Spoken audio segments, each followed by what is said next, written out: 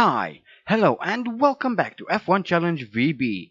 My name is Mephisto, and our epic journey through the history of Formula 1 continues today with the fourth round of the 1950 season, the Swiss Grand Prix. It was held on the 4th of June. It had 22 entries, all of which competed in the race. However, only 15 managed to cross the finish line. The event consisted of 42 laps, which were completed in 2 hours, 2 minutes, and 53 seconds. The grid lineup at the start of the race was Fangio in pole, Farina in second, Fagioli third, Villoresi fourth, and Ascari rounded up the top 5. Nino Farina took the win in Switzerland, followed by Fagioli in a very close second. Only 4 seconds separated the two. Rosier crossed the line in third, 1 lap behind the leader. Bira was fourth, 2 laps behind. Finally, Felice Bonetto finished fifth, who was also 2 laps behind. And the fastest lap was posted by Farina, which was a 2:41.6. Recently, there's been an update for this mod, adding a bunch of new things, including, among others, the 2017 season. Why am I even mentioning this here? Because one of those changes made was to this circuit. First off, they added better textures. Then they completely remodeled the trackside objects, making it look much better. But the overall feel of the track has changed as well. This new version has a completely new height map, making the track flatter than it's been before. That in turn changes how most of the corners feel. The old circuit was pretty fast, however, there were places, most notably Jordan Rampa, Volan Rampa and Glasbrunnen Rampa, where you had to slow down, otherwise you'd launch into the air. There's actually footage of that in the intro, but now you can pretty much go flat out through those corners, cutting the overall lap time by around 30 seconds. That's a lot. I really like the old version. It was a lot of fun to drive on. However, I've only driven a couple of laps on this version, so I don't know it so well. As such, this race will be pretty much a learning experience for me. Coming around to post the first qualifying lap, which is a 1:25.4, that is over 10 seconds slower than Fagioli, but as I said before, the ERA can't really compete against the top cars, so we will kind of have to do with what we have. But now coming around to post a second lap, which is a 1:24.2, a massive improvement over the previous one, but still nowhere near Fagioli's pace. So if the number shown up in the left corner is anything to go by, we will start in 6th. Hopefully. Although I'm not sure knowing this game. And here we are for the grid walk. We have Juan Manuel Fangio in pole, Fagioli second, Ascari third, Nino Farina is fourth, Peter Whitehead rounding up the top 5. Next we have Louis Chiron in 6th, 7th is David Hampshire, followed by Rick Parnell in 8th. Then we have Cuff Harrison in 9th, Louis Rosier 10th, Prince Bira is 11th, our guy Andy Higgs is down in 12th, Harry Schell is 13th, Cabantu is 14th, then we have Felice Bonetto in 15th, Raymond Sommer 16th, Theo Serafini 17th, Eugène Chabot 18th, Philippe Tancelin 19th, Robert Manzo 20th, Jeffrey Crosley 21st, and Joe Kelly is down in 22nd. So here we are for the Swiss Grand Prix. I'm very excited to take part in this. It's a new circuit. Ooh, that was a bit of a mistake. Hope I don't get a penalty, and I don't. So we're off for the Swiss Grand Prix, and I lose a position there. Actually, more than just one. We're down in 14th already, 16th now, as Raymond Sommer passes us, but we will try to catch him as soon as possible. And as you can see, the track is quite wet, and Eugène Chabot also manages to overtake us, so we're now down in 17th. We've lost a lot of places here, and Eugène Chabot loses control of the car as well as Louis Rosier, and we move back up into 15th, so that is good news for us as we now chase after Raymond Sommer. And here is a replay of the start. Quite slow on my end, but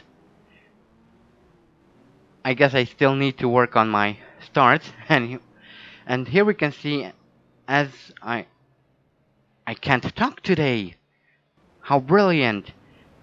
We can see how I lose positions, but eventually, due to the AI being a bit dumb, I managed to regain some of those positions. And there we see one of the Talbot Lagos losing control.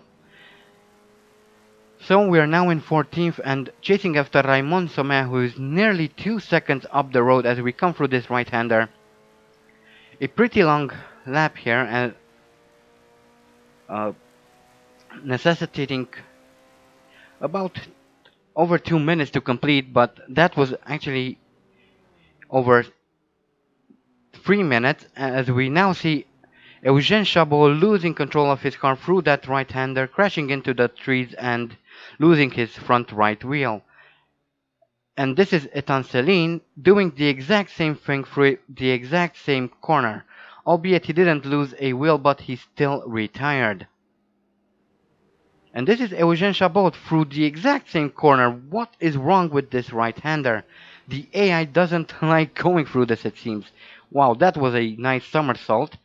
And he also lost his front right wheel. And next we have Crosley in his Alta, who comes through another right-hander and ramps up the side of the track, and off he goes.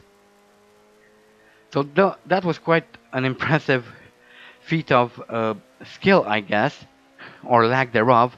But we are now up in 10th, chasing after the second ERA driver, Cuff Harrison, and we go past him, go past Ascari, in fact.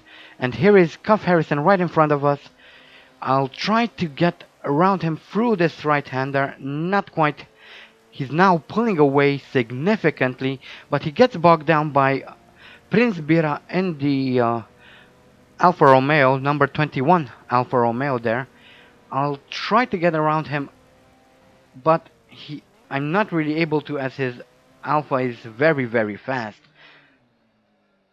And now we have Peter Whitehead losing control of his car and crashing into the wall there. And the AI is having quite a tough time in the wet here. Or probably just, that might not be the AI, it might just be, it might not be the wet, it might be just that the AI is stupid. And here is Rosier losing control through the hairpin. He drives into the wall and out of the Swiss Grand Prix. This is Robert Manzo losing control of his Simca through this right-hander. We've seen quite a few cars losing control here, in fact. It seems that the AI doesn't really like that corner. And this is Joe Kelly in the Alta, crashing into one of the red cars. And out of the Swiss Grand Prix he goes as well. And this is Ascari in the number 12, coming through the right-hander. And just like a lot of people who came through this corner, he loses control, crashes into the trees and loses his front right wheel. It seems that the AI doesn't really like that corner for some odd reason, but we are now up in 8th, still chasing after Prince Bira, who is miles ahead of us. And we are now on lap 3, chasing after David Hampshire, who is 4.6 seconds now up the road. And we have another replay of Teo Serafini, who, just like everyone before him, loses control through that left-hander and crashes out of the Swiss Grand Prix. Interesting is the fact that the track has dried up. It's not wet anymore, but the AI still loses control through that corner. It seems that they don't really like it. And now coming around to start lap 4, and I didn't even see the car parked right at the side of the track there. I'm not sure what happened, but here is a replay, and it is around this point when I noticed the car, which was way too late. And that is the end of the Swiss Grand Prix for us, unfortunately. That white streak across that windshield isn't really helping. It obscures quite a lot of the view, and this is David Hampshire coming around to start his lap and crashes into that car in front of him, and out of the Swiss Grand Prix he goes as well. The car in front was in fact Prince Bira, who I crashed into. This is another view. We are looking at Prince Bira. He slows down for no reason. Hampshire crashes into him and causes Bira to lose control of the car, and he's sideways. Now, this is me coming around, crashing into Prince Bira, losing both my front wheels, and pretty much ending the race for Andy Higgs, unfortunately. And next we have Juan Manuel Fangio towards the end of that lap.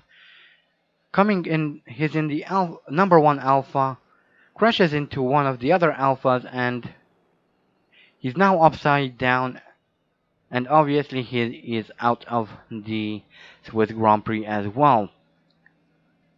Then on lap 4, Felice Bonetto retired from the race as he's coming through this right-hander, and we've seen quite a lot of people messing up that corner and retiring.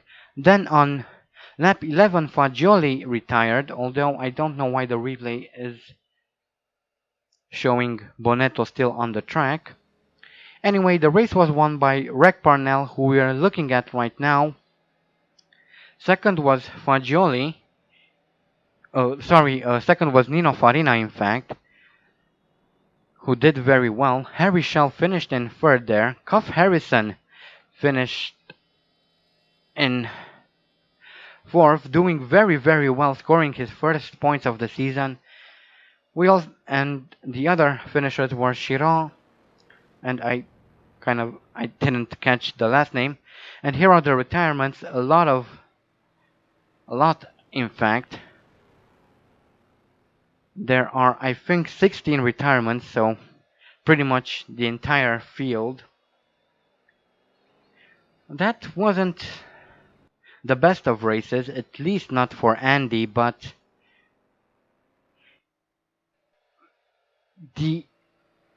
I really didn't notice that car, to be honest. There's that white streak across the windshield, which I'm guessing it's supposed to simulate sun glare or something like that.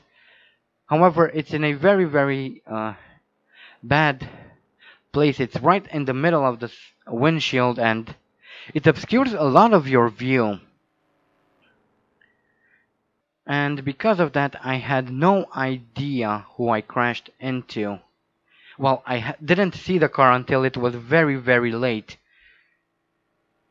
So, yeah. And here are Andy's statistics. He entered 4 races. His best start so far is 11th. No pole positions. Best finish is 1st. And as an extension, has 1 win. No championships won yet. Has a total of 16 points. Has 1 retirement. He's completed 127 out of the 141 total laps. Has 2 bronze trophies, 1 gold trophy, and 1 podium. So Andy is slowly moving up in the world, and that's good in my opinion. The championship standings have changed quite a bit. Andy is still in the lead, but now out of nowhere Farina moved up into second, so he's pretty much back in contention. Schell and Hampshire got bumped down. Reg Parnell moves up into 5th thanks to his win here in Switzerland. And further down the order we have Fangio, who isn't having the best seasons so far. Fagioli is in the same situation, and overall it seems that we will have completely different results compared to those in real life, which is quite nice, I think. That was the Swiss Grand Prix. I had a lot of fun, even though my race, or rather Andy's race, was cut short. That's not going to have a significant impact on the results, however, and that is because starting next race we will start dropping points. Now, in the description box below this video, there's a link that will take you to a straw poll where you can vote for next season's team. The rules are the same as before. You can vote for any team. If there's a tie, I will settle it by choosing the weaker one. But a new feature you'll see is the inclusion of privateers. Back then, you could actually buy a Formula 1 car, if you had the money of course, They were still bloody expensive, but if you could afford to buy a car, you could. And if you wanted to, you could participate in Formula One. The super license wasn't really a thing back then. And because of that, I decided to put privately owned cars as separate entries as well. At least until 1958 when the Constructors' Championship will be introduced. And as such, you'll see stuff like Talbot Lago and Talbot Lago name in parentheses and private at the end to mark privately entered cars. So you can vote for these as well. In short, every team that's on that list is fair game. And I'm looking forward to see what teams you guys will pick for Andy to drive for in the 1951 season. Anyway, that's it from me. I hope you guys enjoyed this video. Thank you all so much for watching. And as always, stay sharp.